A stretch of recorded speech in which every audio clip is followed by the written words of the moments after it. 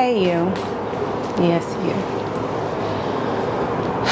Have you suffered with people pleasing? Have you suffered from not knowing how to set boundaries? Have you suffered from self hate? Have you suffered from low self esteem, low value, toxic relationships? Well, I don't know your story, but my story all started from body dysmorphia, which to this day, I'm learning to heal myself. I'm literally taking layer by layer by layer to heal myself. It all started when I was 8 years old. I was bullied by boys. I remember running on the track, which I've had such a terrible relationship with working out until the past 3 years, which this year I would say I am the strongest I've ever been. And I didn't stop because wanted to keep moving, but I was bullied around the track. They would scream, "Run, fat girl, run." And before that, I really didn't know about my body. Like, I wasn't insecure. I was just like a child, just loving life and enjoying my beautiful, beautiful family and home. Until that instance, at the click of that, when I was bullied, I realized I was different. I didn't look like everyone else. And at that moment, I realized and felt that I had to compensate for everything. And when I tell you that has been my life, and I'm still healing from it. But I'm here to tell you that I am taking layer by layer, and you can overcome it step by step. I have set many boundaries. I've lost many friendships. I've been in many toxic relationships, and I'm continuing to grow as I continue to heal that inner child and to just really learn to love and value myself. Oh, it might be too loud, y'all. Let me close the door. Hopefully you guys can hear me.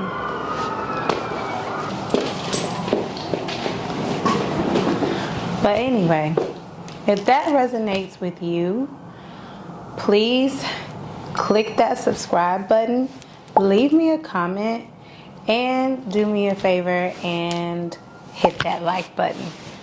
I really want to share my story and my journey of how I really bring the things that I really love, which is fashion.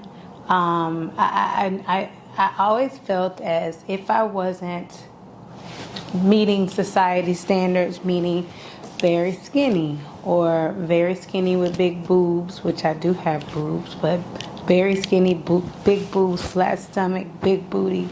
I live in Atlanta, so it's a lot of what's the good word to say it? I'm from the South, basically, and I grew up where the men in my family said, "If you ain't got no big booty, then what do you have?" And I ain't never had that. So my body dysmorphia continued to be an issue. I always tried to compensate for friendships, trying to do what I needed to do, trying to go above and beyond for friends to compensate for what I look, only to be disappointed, not be my authentic self. Well, I'm here to tell you, me and you, it's time to be our authentic self together. We're going to overcome this. The first thing we're going to do is deal with the inner child. You have to go back and reflect and heal that first time where you first realized that something was wrong. Mine was at 8. Yours may be different. But let's go back and go to that moment where something happened where we felt like something was wrong with us. We really had to, what I started to do was therapy. I really started to really go to therapy, and I learned through therapy that I needed to talk to the small Marcia. I'm Marcia Smith, and we are going to get through this together. On this channel, we're going to talk about body dysmorphia, talk about being the highest and steps to being the highest version of yourself by overcoming self-hate and how you express your way of what's your relief. My relief is fashion. So you're always gonna see me either saying something about fashion, showing my outfit, or just really showing how fashion was my outlet. And so, yeah, fashion was just a huge outlet for me. I felt as if I wasn't the prettiest, I was going to be the flyest. As much as I can with what I have. In middle school, I always had the flyest sneakers. As I got older, luxury items more and more, but not only that, I've always had a love for fashion. That was my outlet. So now I'm here to, as I heal the inner child and tell Marcia, the little Marcia, 8 years old, that I love you. There's nothing wrong with you. I continue to push that in my life as an adult by really learning who I am and really just embracing and telling myself, I love you. But a lot of things another tool that I used that helped me was journaling, shadow work journal, where I just started to write all the negative things that I didn't like about myself so that I can get it out, start feeling and sitting with that, so then I can get to a point where I start to tell the 8-year-old Marcia that I'm sorry. I'm sorry for feeling that way. I'm sorry for not loving my body and being comfortable in my body.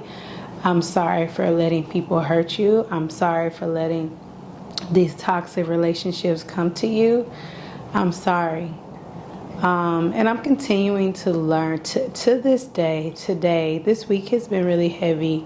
And today I really had to just say, I'm going to absolutely love myself and embody myself. And it's hard, right? I am a 40-year-old very single woman. Never been married, no kids. So ultimately, I may feel like something is wrong with me. I've dealt with that quite a bit. And of course, that doesn't help my body dysmorphia, right? But ultimately, what I've learned is that I have never really truly been myself. And I know that if I have felt this way, there's people like you that has something. Maybe it's not body dysmorphia. That's my issue. That's my problem. But it could be any insecurity. But I'm just here to tell you that you're not alone. And the first thing that we're going to do is work on the inner child. Hey, I'm going to give you a task to do. And then we'll come back on next Wednesday. Where I upload a video every Wednesday on the channel. What we're going to do, what I challenge you to do, is get a journal. I personally have a journal called The Destination of Life. It's actually a workbook. But start to do some shadow work. Take any journal that you have and start really writing all of the things that you don't like, the things that make you mad, the things that make you upset. You really need to get it out. And you may cry, you may be angry, but you need to let it out. This is the first step to us being the highest version of ourselves. So get that journal out. Start writing start writing some things that you regret, some things you don't like, some things you hate. I said to myself, Marcy, I hate my stomach. I hate my body. Why can't I have a flat stomach like everybody else? Why can't I never wear a bikini? Why do I have big arms? Why am I shaped like this? Why was I built like this? Where was I born like this? This is not something. I was always heavy. I never was like a skinny girl and then ate. I watch my food to the T. I barely eat. I do not have a comfortable relationship with food. I'm just learning to, but I've always had to be on a diet when I was 8. I've been my whole life centered around it. So I wasn't somebody that just was skinny and just get no. That's what people don't understand. And like when people, it's funny because people joke with me about being in the gym, but I work out twice a day, and I still don't look like what I think I should look like.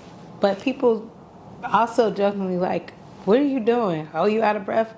I'm probably in more shape than the person that probably said that to me. But that's my journey. We're here. We're going to keep growing and learning and healing together.